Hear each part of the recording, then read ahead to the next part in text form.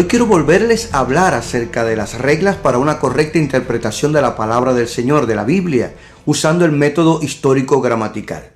Y debemos tener presente que siempre que nos sea posible, debemos tomar las palabras en su sentido usual o común. Recordemos que cada escritor bíblico escribió en medio de una cultura específica con el propósito de que sus destinatarios originales comprendieran el mensaje que ellos transmitían. Estos escritores bíblicos no usaron un lenguaje rebuscado, científico, seco, difícil de entender, sino más bien usaron un lenguaje figurado y popular. Recordemos que estos escritores no se dirigían a cierta casta de personas privilegiadas y de alta preparación intelectual, sino al pueblo en general. Por esta razón, ellos usaron el lenguaje común y corriente. Usaron palabras conocidas y de fácil comprensión para todo el pueblo. Este es un elemento que no podemos pasar por alto. Así que tomando en cuenta este importante detalle, no es correcto imponerles un significado a las palabras que el autor no quiso darle.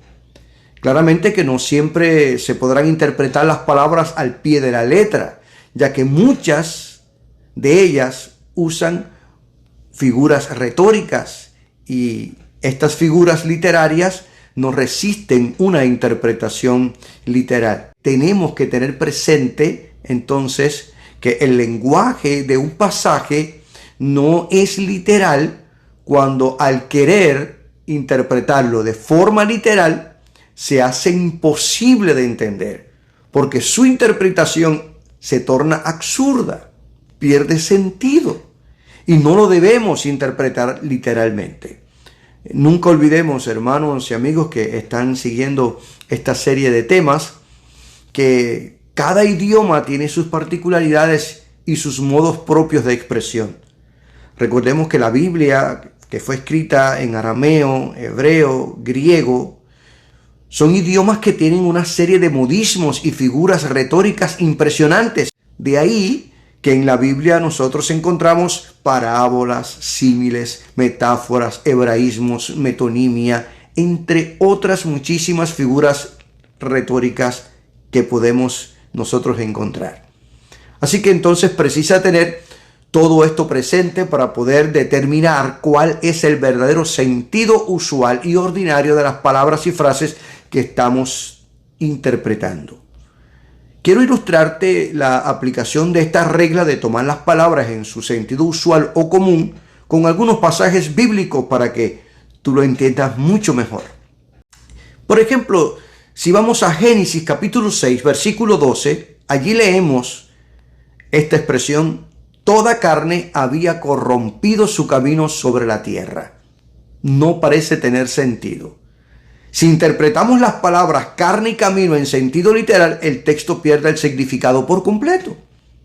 Pero sin embargo, si las tomamos en su sentido ordinario o común o como figuras literarias o retóricas, entonces entendemos que el escritor bíblico al decir carne se refiere a las personas y al decir camino se refiere a costumbres, modo de proceder o religión.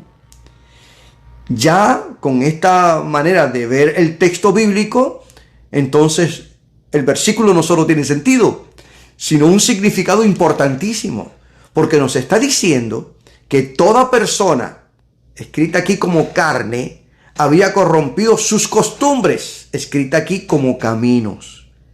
Esta misma verdad, declarada de forma figurativa en Génesis, el apóstol Pablo, cuando escribe su carta a los romanos, lo dice sin figura. No hay quien haga lo bueno. Eso fue lo que quiso decir el escritor Moisés en Génesis capítulo 6. Pero si leemos Lucas capítulo 14, versículo 26, encontramos que el Señor Jesucristo dijo: si alguno viene a mí y no aborrece a su padre y madre, no puede ser mi discípulo. ¡Wow! Este pasaje de las Escrituras yo sé que puede conmover a mucha gente. Si tomáramos al pie de la letra esta expresión de Jesús, esto constituiría una contradicción al precepto de honrar a nuestros padres y amar aún a nuestros enemigos. y la Biblia no se contradice. Jesús no enseñaría nada que vaya en contra de lo que la palabra del Señor revela. Pero aquí Jesús usa un hebraísmo para expresar que sus seguidores deben amarle por encima de cualquier sentimiento filial, incluyendo padre o madre. Si vamos al Evangelio de Mateo, encontramos un pasaje paralelo, pero dicho de otra manera. El Señor Jesús dijo que el que ama a padre o a madre más que a mí, no es digno de mí. ¿Se da cuenta cómo este pasaje trae luz al anterior? Pero si también leemos Juan capítulo 6, versículo 53, donde el Señor dice: si no coméis la carne del Hijo del Hombre y bebéis su sangre, no tenéis vida en vosotros. Nos damos cuenta que no es posible interpretar literalmente este versículo porque carecería de sentido, sería un absurdo. Pero sin embargo, cuando apelamos al conjunto de frases que rodean este versículo en este capítulo 6 de Juan, desde el versículo 25 en adelante, Jesús está hablando de que Él es el pan de vida. Entonces, cuando lo vemos así, resulta evidente que la palabra cuerpo no la usa Jesús en sentido literal, sino en un lenguaje figurado, simbólico, donde el pan representa su cuerpo que fue partido o entregado en la cruz del Calvario para dar esperanza de vida nueva. Esta regla, hermanos amados, nos ayuda a no espiritualizar las palabras de un texto bíblico.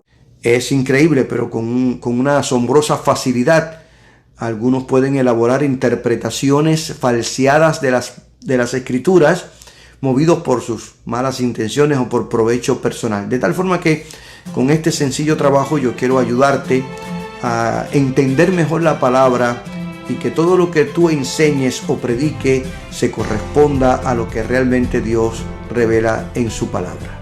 Que Dios te bendiga y hasta la próxima entrega.